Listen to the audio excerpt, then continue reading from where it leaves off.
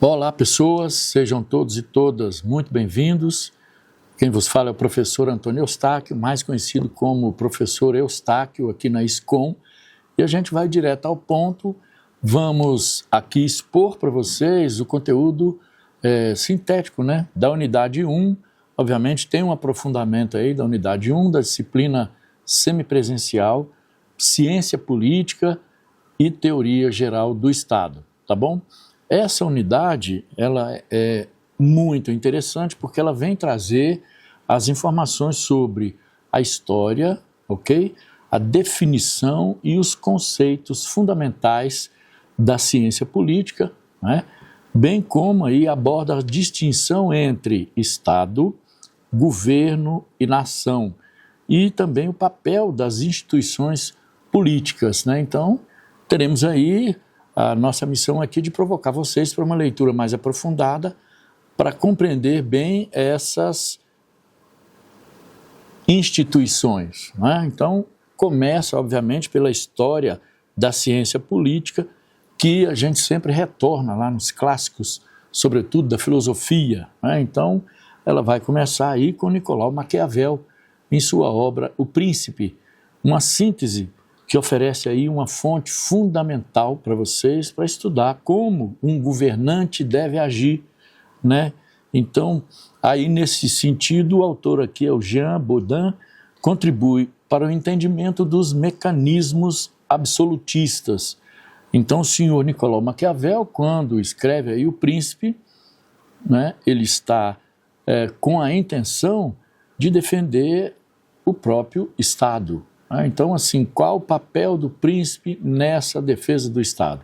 Obviamente, ele vai trabalhar aí com esses mecanismos absolutistas, que muita gente utiliza aí no senso comum, né, uma ideia maquiavélica, né? Então tem muito essa ênfase, porque os fins justificam os meios. Uma frase de Nicolau Maquiavel que fica aí parecendo que justifica todas as ações do sujeito, ou seja, para obter, né, uma finalidade, os meios para alcançar esse fim não, de repente, podem ser alcançados aí pela justiça, pela regra, pela norma e pela lei, tá bom?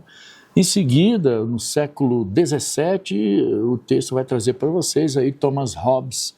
Thomas Hobbes defende estruturas políticas, né, absolutistas, e John Locke também defende o liberalismo político, visto como necessário para a evolução econômica e incompatível com o absolutismo, né? Então, vejam bem, uma base, aí obviamente traz outros autores para divergir em alguns pontos, e é interessante a visão, né, de Thomas Hobbes, com a sua obra aí, também influenciando aí ou melhor, enfatizando os tentáculos do Estado na arrecadação, sobretudo, a provocação para vocês.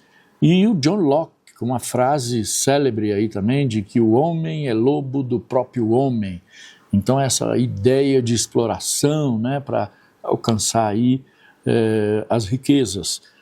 Em seguida, o pessoal traz aí informações do iluminismo, portanto, século XVIII aí, com Montesquieu, com Voltaire, né, esses franceses aí que renovam as teorias políticas, defendendo um Estado mais justo, né? Portanto, uma divergência dos anteriores, a expansão da cidadania e a noção de tripartição do poder, né, político, sobretudo, a ideia de Montesquieu, fundamental para a democracia, né? E de Voltaire também, um filósofo aí que revoluciona na questão da política, né? Temos o ponto também da autonomia da ciência política, que aí vem trazer aí um campo que só se estabelece como autônomo e sistematicamente organizado na segunda metade do século XIX, junto ao nascimento das ciências sociais, portanto, sociologia e antropologia. A sociologia aí trazendo o positivismo de Auguste Comte, né? Comte idealiza esse positivismo porque ele intenciona que a sociologia funcione como as ciências da natureza, né? Com muita exatidão ao examinar aí as relações sociais, certo? E também Karl Marx e Émile Durkheim, né? Dois desenvolvedores aí de métodos dessas ciências, portanto, da sociologia. O Karl Marx com a questão da classe trabalhadora vendendo aí a sua força de trabalho, né, em troca de aí, um poder aquisitivo com os detentores dos meios de produção. Nessa esteira da história, Karl Marx e Engels, seu parceiro e financiador, eles vão entender que com o ser humano transformando a matéria para a sua própria sobrevivência e subsistência, às vezes ele também se transforma, né? E nesse sentido é um pensar social em cima dessas transformações. E também, obviamente, um pensar político, um pensar jurídico, né? O Karl Marx e Émile Durkheim, né? O Durkheim vai trabalhar aí a questão do suicídio, até como um fato social, um fenômeno que ocorre aí, segundo ele, dentro de uma normalidade, né? Não como a psicologia entende hoje. Acabamos de finalizar aí o mês de setembro, portanto, uma prevenção ao suicídio, isso não era muito discutido. Então, a ideia do Durkheim é que, né, há vários fenômenos e motivos que levam a pessoa a tirar a sua própria vida. Então, temos também o senhor Herbert Baxter Adams, né, 1880, que aí cria o termo ciência política. Traz também nessa unidade o desenvolvimento, né, fixa-se principalmente nos Estados Unidos, desenvolvendo também na França e Alemanha. No Brasil só se tornou autônomo e sistematicamente estudado a partir da segunda metade do século XX, né, a questão do desenvolvimento. Então, toda essa movimentação que promove aí, talvez, o desenvolvimento. Essa unidade vem trazer a importância e a definição da ciência política, né? A definição como parte das ciências sociais que se dedica a entender as formações políticas estruturais criadas pelo ser humano para garantir o convívio pacífico, né? Obviamente, na sociedade. Ela compõe as ciências sociais junto com a sociologia, antropologia, psicologia social e economia. Então tem uma verdadeira parceria aí da sociologia, das ações e fenômenos sociais, da antropologia, né, uma questão cultural de como o ser humano constrói essa cultura, a psicologia trazendo aí um entendimento de comportamentos, de emoções, de sentimentos, né, e maneiras diversas de formação de personalidade, né, sobretudo a psicologia social e a economia, né, vem trazer aí mais informações sobre como que esse movimento da sociedade aí em busca de um bem comum, em busca de bens individuais também, um bem-estar, ok? Vem trazer aí benefícios de modo geral, aqui afinal de modo social. Traz aí os conceitos básicos, então o poder é um deles, né, dos conceitos. O que é o poder, né? Então, cidade, polis, aí essa terminologia, as primeiras instituições políticas onde surge a preocupação com a política, né? Então, as polis, as cidades. Então, essa pode ser aí uma prefixação e começa, obviamente, aí na Grécia clássica, século IV a.C., a formação das polis, né? Em seguida, trata-se da cidadania, né? Ou seja, a cidadania varia em abrangência conforme a formação política restrita na aristocracia, oligarquia, absolutismo, né? Aí várias formas de governo, distribuída na democracia. Aí no demo, poder, cracia, aí, perdão, né? Cracia, poder, e demo é povo, é o poder do povo, é a representação em nome do povo. Direitos civis e políticos é um conceito também que a gente trabalha nessa unidade, objetos de estudos em conjunto com o direito, né? Estado, a noção mais importante aí que tenta entender as formas e estruturas políticas mais notáveis.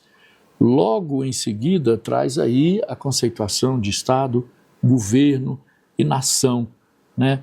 O Estado, governo e nação, né? O primeiro aí trazendo uma ideia de entidade com poder soberano para governar um povo, né? O Estado é a estrutura permanente, o governo é o órgão transitório que o administra. Governo, um grupo de pessoas que administra, dirige aí o Estado, né? Vou deixar com vocês a curiosidade para aprofundar, tá? E nação é esse grupo de pessoas unidas por laços sociais, portanto culturais, está ligada à cultura, né? Ao idioma, a costumes, ok? Essas noções aí para vocês se deliciarem nessa unidade. Instituições políticas também traz aqui o que são, né? As instituições políticas como leis, regras, políticas públicas e normas informais que influenciam o comportamento dos indivíduos, né, agindo como mecanismos sociais que restringem ou incentivam alguma ação. Nesse sentido, a leitura dos sociólogos, sobretudo Karl Marx, que foram considerados, né, Emile Durkheim e Max Weber, de suma importância. Temos os exemplos aí de leis criminais, né, como restrição, regras eleitorais, incentivo à criação de partidos e os próprios partidos políticos. Efeitos e análise. Ao avaliar uma instituição, deve-se questionar aí quais os incentivos, as restrições que ela oferece e como afetará as estratégias dos atores. É importante notar que podem surgir consequências não previstas, como no exemplo de medidas provisórias, né? Ok, o ser humano também é considerado pela antropologia, bem como a sociologia, a filosofia, como um ser plástico, em construção. Portanto, ocorrem modificações nos comportamentos, na formação da personalidade, na evolução tecnológica, enfim, né? É isso que o texto vem trazer. Efetividade e efeitos e análise, né? Por exemplo, efetividade, as instituições não se fazem valer sozinhas, elas precisam ser executadas e respeitadas pela comunidade política para serem efetivas. E o Código Penal só assusta se a polícia o aplicar, né? Um informe valioso. E efeitos e análises das instituições públicas ainda. Ao avaliar uma instituição, deve-se questionar quais incentivos, restrições ela pode oferecer e como afetará essas estratégias, né? Ou seja, o comportamento dos atores.